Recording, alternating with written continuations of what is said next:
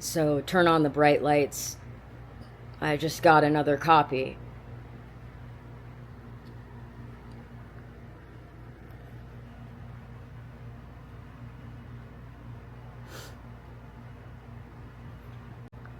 So as I said, I'm going to use the word ninja instead of, there's a reason I cover up the G word, because I did have a guru, and you have to learn about that. You must. But you also must transcend it. The reason I am the true ninja, or the true leader of the bats, is because I am Turn On the Bright Lights. And every song in there is literally the story of my life. Literally. We have 200 couches where you can sleep tight, whatever. It's because all I ever wanted in my 20s was a couch. I never even had a couch. I think in my late 20s, I got an imitation like Corbusier. So this mining the mind of God, even then when I had no idea, and when Aaron Harper, Honas's girlfriend, got me that internship at 𝔠𝤬𝔲𝔥, I didn't have the money, and that was the biggest thing. I was just broke and abandoned for being this weird, scrawny, queer goth kid who was suffering then from a lot. And the people in these industries are just ridiculous. But I am a real Interpol agent because, why? Because postmodern philosophy. Because I'm an artist. Because I am, but I'm not. You know what I mean? I'm going to link that special below because it's a brilliant comedy special. But it also, I'm tired of having to lose everything I love. If that doesn't stop, no one's going to be in heaven. And that's what people don't realize. I had to become a psychopath, but a true master knows that it's only okay for so long. Heaven is other people. Heaven is beauty. There is no artist without other artists to inspire them. And the comedy special, You Can Be Anything, is brilliant. But I truly I haven't had a normal sense of humor for years. And that's the last time I laughed, and then I almost lost everything. I mean, as I speak to you, I am barely walking. And I didn't ask for this. But I do know. Also, I will link below the list of how you should. Never mind. You need to read Play of Consciousness by Muktananda. But the bottom line is this record belongs to me and my twin flame energetically, because we both know what it's like to have nothing. Believe me, she also struggled, and we both know what it's like is to be envied in an extreme way. I don't think she realized just how surrounded she was by people who, even, the way she's been betrayed by her best friends. Anyway, the reality is, with Derrida, I'm an expert.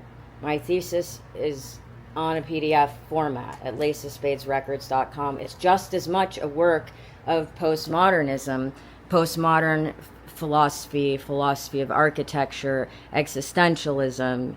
And I was lucky because I had teachers who metaphorically turned on the bright lights for me. They showed me a way of thinking that was just mind-blowing and fascinating. And, Giovanna Bordori and Doug Winblad, and, we've since moved on, but the bottom line is I was struggling in college then, but they knew that my thesis was a work of art and a masterpiece. And I'm finally realizing that they didn't really do me justice in the sense that they passed that thesis around, and they weren't necessarily my friends long term, unfortunately. But again, the comedy special, You Can Be Anything, especially on the internet. The reality is, collectively, society has the invention of these new technologies. It's not only can it hurt people, it has completely driven the human race insane. And the only thing holding this fragile simulation together is God and divine energy. And the leaders of society, it's always in an underworld. It's always a secret, but it's not a negative thing. My favorite bands are essentially destined to be my disciples, whether they want to or like it or not. I never wanted to follow a master. I mean, even after he gave me the experience of nirvana, or it came through him, I spent, weeks and months just poring over the internet, because of course there is a weird, creepy side to that. And I'll say it right now, I know there are artists, some of them I kind of casually befriended, who they got a mantra from Transcendental Meditation, TM. And the whole thing with David Lynch. I mean, first off, stop watching David Lynch movies, for the love of God. He is not a true guru. He is not. Anyone who is taking money to give you a mantra, I was given a mantra before I knew that my whole life would be the Muktananda path. That's how I came to Jesus. Worship yourself, love yourself, God dwells in you as you. I remember this person, gave me this mantra, one of my early mentors, and I thought I was betrayed by all these people. The entire recovery and psychology and medical profession is saturated with, it's a simulation. It's not, the only doctor who has ever helped me is God himself, and physician, heal thyself. Anyone who's destined to be my doctor or provider is literally graced by the most beautiful energy imaginable. They are being given the opportunity to get a paycheck to serve the Most High God in a very direct way. Because the spiritual master, the reason I am the real one is that I don't need money. I'm not asking you for any money. I don't even really want, at the end of the day, the reason I'm doing this, though, is because I am a mastermind, and I am a philosophical genius. I was, a philosophy and language virtuoso before anything. I could imitate any sound, but I wasn't allowed to do music as a kid. So I really am in a way, the leader of a generation, but I'm not going to end. This isn't the 27 Club. This is forever 28, forever 29. Reincarnation is real, but it's in a different way than you might expect because of postmodern philosophy. That's why Baudrillard's seminal work, Simulacra and Simulation, just holding that book and reading a few phrases from it and meditating on it can free you from the nightmare that collectively society is creating its own worst nightmare. And there, a lot of people have been banished from heaven by God, and they're realizing it. When I say being my disciple it's not an option, it is because a true master ninja is pure love. But you're damn right, I am an absolute master. It's like I have a PhD in this shit. So I'm not going to let someone who thinks they're better than me because they've spent decades in the music industry. Do you know what I have been protecting you from? Energetically, everything is made of the body of God. That means your records are literally part of your body. When you are selling records and making money in the industry on a spiritual level, you are being assaulted and torn apart. To put it politely. That's the fucking light machine. Don't pray to the light machine. Pray to the Lord himself. Pray to me, for God's sakes. But pray to the Lord himself, because that just makes me feel really weird anyway. That's the bottom line. I'm just trying to make a record. I'm literally not well enough right now to stand up and play and practice today, because I'm having this horrible pain flare, and as we speak I have all this PTSD, and but what I'm saying is that anything that like transcendental meditation is a super fad, and people think they're, if you have a record deal and you have 100,000 listeners on Spotify and you're on tour in a different city every day, I'll say it, even Twin Tribes, who's got a great success, they're fucked without spirituality. They're screwed. That's why how the hell did they get the address of the house my dad built when I was a kid? There's an interesting one for you. If you think there's no cult stuff going on, there's been, nobody's going to hold me back from having a music career because I work for God.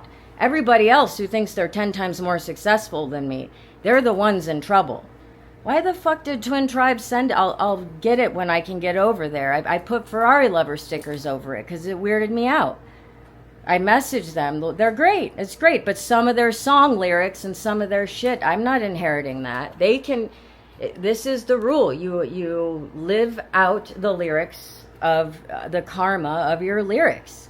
Transcendental meditation is not going to give you, you definitely cannot, there's no amount of money that can buy you entry into heaven, is what I'm saying. And yes, japa mantra, silent repetition of mantra, is one of the cornerstone techniques in Vedanta meditation. And I've done it for decades. And I transcended the original mantra, and I'm not even going to say it here. But you would be much better off. Well, maybe not. The problem is all those Sanskrit mantras, they've been tarnished and tainted by all the fake disciples. That's why everybody's having their own spiritual experience in the privacy of their own abode, whatever they can hold together, you know, whatever they can scrape pennies. I mean, these guys, you know, from houses, I couldn't go see Interpol, sadly. I've never even been to that venue. It's the weather is just apocalyptically bad.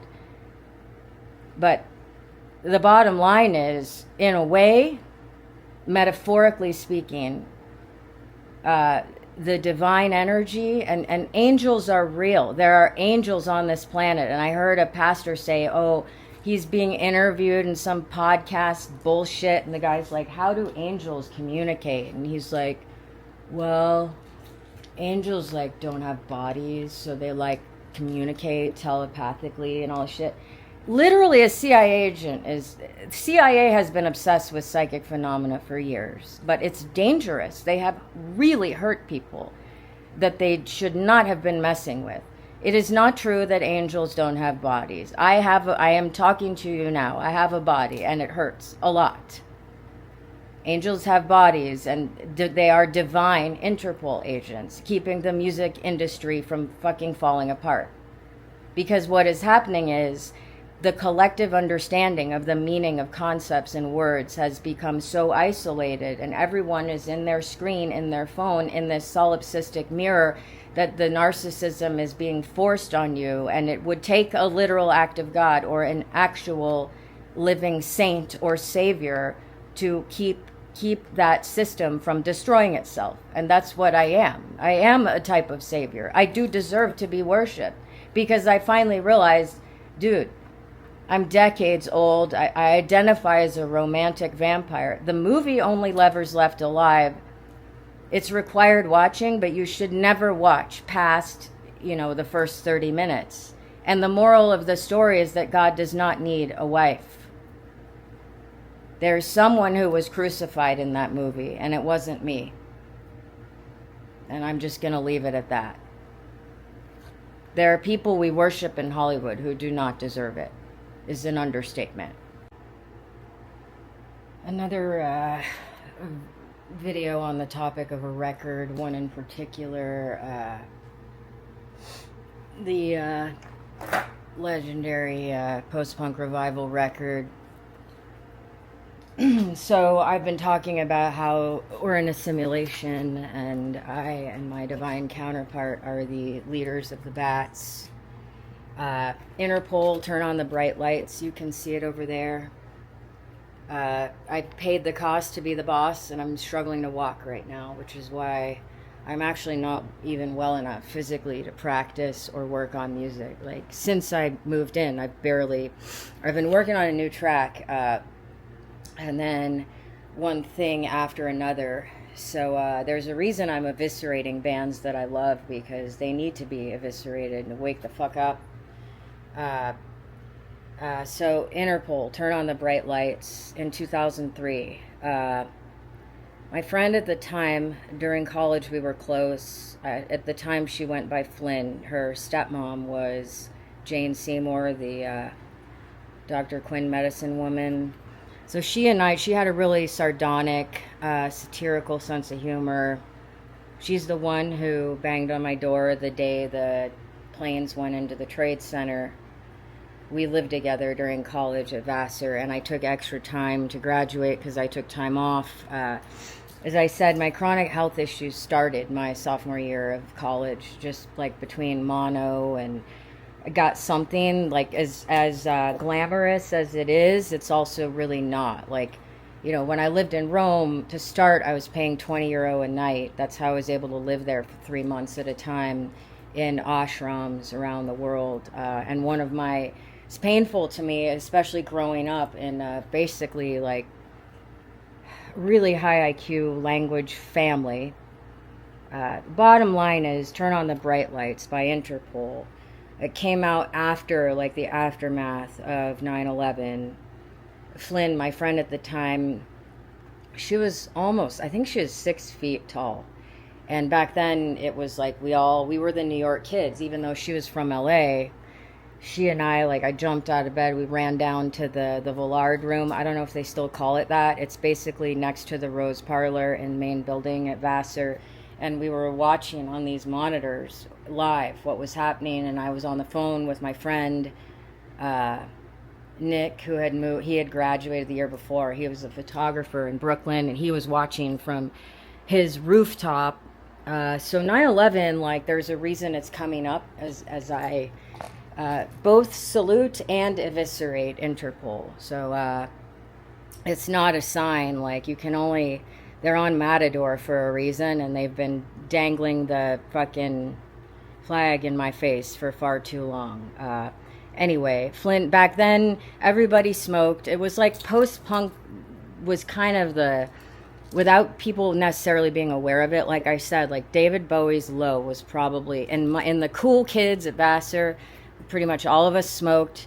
There were studio art majors, cognitive science majors, philosophy people. My friend John and I, we were the ones who initially rented the place on East 7th between 2nd and 3rd. It was actually, I think it was the summer after 9/11. But so I was, bottom line is this record is a seminal record, and the band they need to wake the fuck up, and fans need to wake the fuck up. This record, again, Minding the Mind of God, almost every song on it. I'm not saying all of them. I mean, this record changed my life, and I salute them. It's brilliant. But at the same time, where's the spiritual work behind it? Because, most of these people in the scene need to get clean. They need to get into sobriety and stop demanding that God save their life. And 99% of people who say that they are in sobriety, they can say, you don't even have to be a good person. You just be an actor and say, I've got 30 years of sobriety and you must be touched by God. I'm telling you right now, there is no normal human way for a band, especially an aging band, to be on tour in this level in the summer of 2026, outside wearing suits, this post-punk thing. Like I said, we were all, back then it was like everybody smoked. And in a way, I kind of wish I had never smoked a cigarette, but there's a reason I'm thinking about it, because it came out at a time, that was my generation's Vietnam. It totally broke my heart. It was the topic of my original video art piece called Twin TV. And I had New York One, I had the CRT TV, and I would film, I'm not going to give away the secrets of my artistic development, but I would watch, Kim's video music was incredible. You could rent the most obscure thing right around the corner from, St. Mark's, which is also where I got the 𝔰𝔬𝔲𝔢 tattoo with Flynn. And I think that was before 9/11. We went into the city one day. So the thing with Vassar kids is we're the New York kids for sure. The best part about Vassar is you get the New York City without having to live there full time, because anyone will tell you the only reason New York is an amazing city is if you have the money to A, get around however you want, and B, get out of the city when you need to. The gallery that I interned at, that was when, the first stop on the L in Williamsburg was still, it was shady. It was a bad neighborhood. Now it's like it's probably like a $3 million median home price. So I think this came out in 2003. I'm not 100% sure. But as I said, so Turn on the Bright Lights has a very specific meaning in my life. And I'm not going to use the G word, guru anymore, but you have to fucking read the book, Play of Consciousness, Kundalini, The Secret of Life. Power versus Force by David Hawkins, and any book by 𝔰𝔬𝔲𝔢𝔫𝔥 you can get your hands on. Simply, if you want to survive and be in heaven, you do what I'm telling you. Just trust me. And I'm just correcting the record. I'm not even going to get into my own story about, let's just put it this way. When I was younger, I was an intellectual partier. I did stimulants alone, and just to be, to work really hard on my creative projects. And I was surrounded by, I just struggled, because I was never able to rebel as a teenager, and I had to become someone else to graduate fourth in my class from La Jolla Country Day School. By the time I got to New York, I also got hit with really bad Epstein-Barr and mono. And as glamorous as Vassar seems, it's not fancy living quarters. I mean, these are buildings built in the 40s. It's a National Historic Landmark, but you're living in communal living with a bunch of people. And that's when the severe CFS, ME-CFS, which is myalgic encephalitis, CFS, I started getting really sick with fibromyalgia. So that's why I ended up taking stimulants, because I was diagnosed on the West Coast by a psychiatrist within 20 minutes. She said, you have ADHD. And so pretty much everyone people were charging drugs on their parents' credit cards, but people need to stop glamorizing drugs. Like that incredible song, Rest My Chemistry. It's great, but it's also heartbreaking. Anyone who's ever struggled with a substance knows. Anyone who's giving you drugs is not your friend. The problem is, 99%, anyone who stays in a 12-step program for over 20 years is not your friend either, because they're not actually doing the work. I'm tired of doing all the work to carry the burden. There was some Nimrod in there. And that's not to say, I'm not going to be like Dave Gahan. He went to a lot of NA meetings in the Lower West Side and shit like that. The bottom line is, unfortunately, I've inherited horrific chronic pain, and it's traumatizing. Thank God there are new medications that are not as controlled, that are not as hardcore opiates, because I tried it once at Vassar, and this kid who was in my philosophy of language class, 1 minute he was the smartest kid in the class, and then the next minute he was kicked out for heroin and was working at Walmart. And so, contrary to popular belief and all the smear campaign shit, that absolutely scared the shit out of me. And I told myself I will never again try an opiate like that, because that was when they had, it was common. I had a professor, I'm not going to name him here because he could lose his career if I did, but he was doing cocaine, and I'll never forget him laughing, because we were and not all the professors did that. I didn't do that with my thesis advisors, but, Giovanna made us pasta at her place, which was great. But some of them were partying a lot and these are famous. There's one in particular, and he kept trying to give me more to drink. And I was like, I'm a lightweight, Professor so-and-so. He was a big postmodern literature guy in the English department. He's a big time, these were our idols as kids. So he was doing cocaine and pushing more drinks on me. I've always been a lightweight. Bottom line is, I got scared to death by the opiates and seeing that happen to that kid. And so I was the nerdy type of addict with a severe, untreated, understood physical problem, along with severe depression. And that was when I was finding my identity and trying to come out. But I was so it was just, the bottom line is, it's really tragic that half my Earth family comes from New York. They were the jewelers to the Tsar, and that's why it's Dominion Mother Russia. As we speak, I'm wearing a necklace that I ordered it. It's a Saint Laurent chain necklace, and overnight, one night, a few years ago, real diamonds just manifested on that. It's happened a few times in my life. The Saint Laurent aviators that I always wore, but also the fucking false twin wore them. I remember when I met her in Newport Beach, it was so she was the only person. I fell in love with her because she was the only interesting, beautiful, edgy artist from New York who was doing this horrible AA shit. And they abuse people. These rehab centers abuse people. And it's time for me to set the fucking record straight, pun intended. Not only am I tuned into source, this record right here that is legendary and famous is essentially straight from the mind of God. And why? That's part of the proof that I have merged with divine. It's all fun and games until you're paying the price for everyone else's fucking addiction, which I'm not doing anymore. But I will say, I haven't had a drink in 20 years, not because I never liked to drink, but I do believe that you have to be careful with substances, and I worked extremely hard in all these recovery circles, and one of my best friends, the kidney transplant surgeon, UCSD, I met him in a gay AA meeting, and but the reality is I was forced as the family scapegoat. I was like the only child. I was the golden child and the scapegoat. And the minute I wasn't perfect and I didn't play my role perfectly, I was, sabotaged. And of all places, I thought I could come out at Vassar. But the queer community was so fucking bitchy.